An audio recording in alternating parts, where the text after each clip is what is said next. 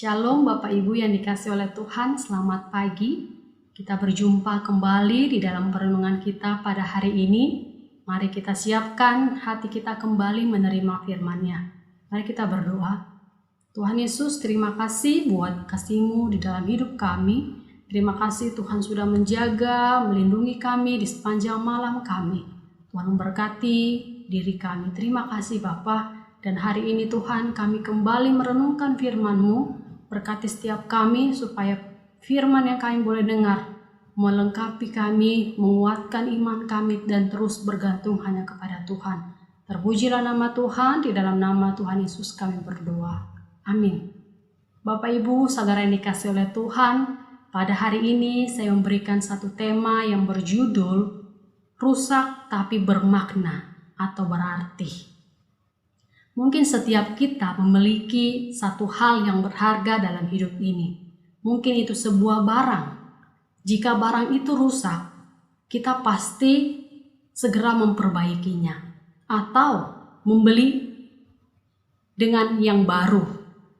Tetapi menjadi pertanyaannya bagi kita, bagaimana jika yang rusak itu adalah diri kita? Mari kita buka dalam kitab 1 Korintus pasal 15 ayat 9. Firman Tuhan berkata, "Karena aku adalah yang paling hina dari semua rasul, bahkan tidak layak disebut rasul, sebab aku telah menganiaya jemaat Allah." Demikianlah firman Tuhan. Ini adalah perkataan dari Paulus. Paulus mengatakan seperti ini. Mengapa? Yang menjadi pertanyaannya. Kita melihat di pasal ke-15 ini mengenai tentang kebangkitan Kristus. Memang beberapa orang pada waktu itu mungkin masih belum percaya tentang kebangkitan Kristus. Belum percaya bahwa Yesus itu bangkit. Dan di sini Paulus menekankan juga tentang mereka yang tidak mempercayai kebangkitan orang mati. Dan disinilah Paulus membuktikan bahwa Yesus itu sungguh bangkit. Dan di dalam pasal ini kita boleh mendengar dan membaca tadi ayat yang ke-9. Karena aku adalah yang paling hina. Perkataan dari Paulus ini sendiri, dia menyadari bahwa dirinya tidak layak di hadapan Tuhan, bahwa dia yang paling hina dari semua rasul. Apa maksud dari Paulus ini?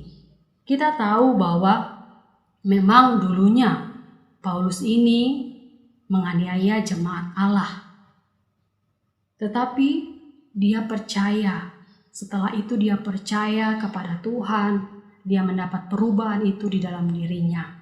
Tetapi dia kembali menyadari bahwa dirinya bukan siapa-siapa, dia yang paling hina dari semua para rasul.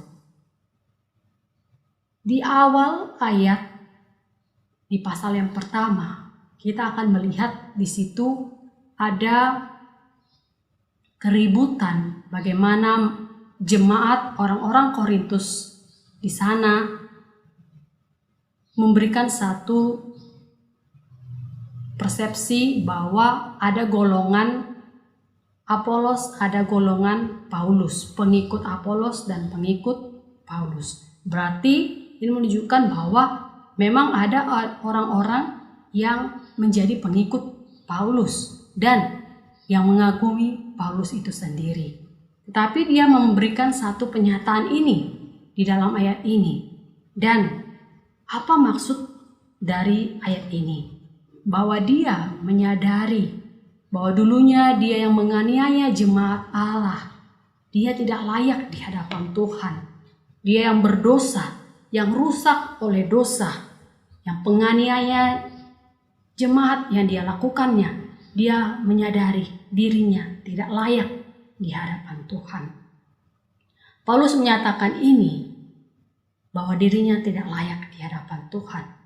Itulah sebabnya dia menyatakan ayat ini. Tapi menarik, kita lihat boleh di ayat yang ke-10 dikatakan, "Tetapi karena kasih karunia Allah, aku adalah sebagaimana aku ada sekarang, Dan kasih karunia yang dianugerahkannya kepadaku tidak sia-sia. Sebaliknya, aku telah bekerja lebih keras daripada mereka semua. Tetapi bukannya aku, melainkan kasih karunia Allah yang menyertai aku. Demikianlah firman Tuhan. Dikatakan di sini bahwa tentang kasih karunia Allah, di mana dengan kasih karunia Allah ini Paulus mengalami satu perubahan hidup di dalam dirinya.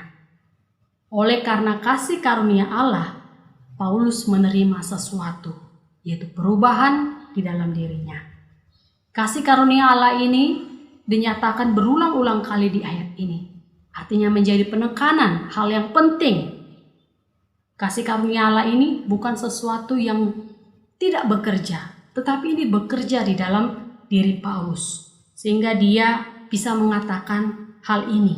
Dia tahu karena penebusan Kristus yang dikerjakan dan kebangkitan ini sudah jadi bukti bahwa Tuhan mengasihinya. Sehingga dia berkata yang dulunya, aku rusak, aku tidak layak, aku yang paling hina. Tapi sekarang dia berkata, aku ada sebagaimana aku ada. Itu karena kasih karunia Allah. Dan menarik juga di ayat yang ke-10 tadi kita baca, dikatakan bekerja lebih keras. Maksud dari perkataan ini adalah di sini Paulus bukan bekerja untuk mencari uang, menafkahi dirinya. Tetapi arti dari bekerja keras ini di mana dia berjuang meninggalkan dosanya yang dulu. Berjuang juga memberitakan kasih karunia Allah yang dia alami itu. Hasilnya yang dia terima, dia menjadi seorang yang berpengaruh besar. Dia menjadi pemberita Injil, bahkan menjadi gembala bagi orang-orang yang dia layani. Oleh karena kasih karunia Allah yang bekerja di dalam hidup Paulus. Paulus menyadari dirinya yang berdosa. Kita juga orang-orang yang berdosa. Natur kita dosa. Dosa itu merusak 3 hal.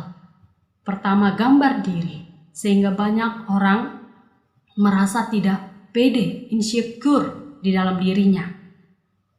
Yang kedua, relasi dengan sesama dan Tuhan itu sendiri.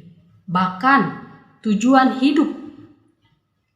Mungkin ada beberapa yang kita temui sering mempertanyakan hal ini. Untuk apakah kita hidup? Untuk apakah aku hidup? Dosa mengalihkan hidup kita. Yang dulunya kita mempunyai tujuan untuk memuliakan Tuhan. Dengan dosa itu datang, mengalihkan semuanya. Yang tadinya memuliakan Allah, tapi seringkali kita hidup dengan diri kita sendiri. Mari kita kembali sadari semua seperti yang dilakukan oleh Paulus, bahwa kita tidak layak di hadapan Tuhan, tetapi karena kasih karunia Allah, kita ada sebagaimana kita ada. Itu bukan karena dirinya Paulus atau kita, tapi karena Tuhan yang memberkatinya, yang bekerja di dalam kehidupannya. Dia mengalami perubahan itu. Dia mengalami perubahan untuk menjadi pengaruh besar bagi orang-orang di sekitarnya. Orang yang mengalami kasih karunia Allah, dia akan menyadari dirinya, ketidaklayakan dirinya di hadapan Tuhan, dan dia mengalami perubahan itu. Yang dulunya rusak, sekarang berarti membawa pengaruh besar bagi orang-orang di sekitarnya dan bagi banyak orang. Demikianlah firman Tuhan, kiranya memberkati kita semua dan meneguhkan iman kita kembali. Amin. Mari kita berdoa. Tuhan Yesus, terima kasih buat kasih setia Tuhan di dalam hidup kami. Terima kasih Tuhan, kami ada sebagaimana kami ada itu semua karena kasih karunia Tuhan di dalam hidup kami. Terima kasih karena Tuhan tetap mengasihi kehidupan kami. Tuhan, pimpinlah kami untuk kami terus bergantung dan terus menyerahkan hidup kami kepada Tuhan dan tetap setia di dalam Engkau. Terima kasih Tuhan, berkati setiap jemaat Tuhan. Kiranya Tuhan terus melindungi dan menyertai mereka. Di dalam nama Tuhan Yesus kami berdoa dan bersyukur. Amin.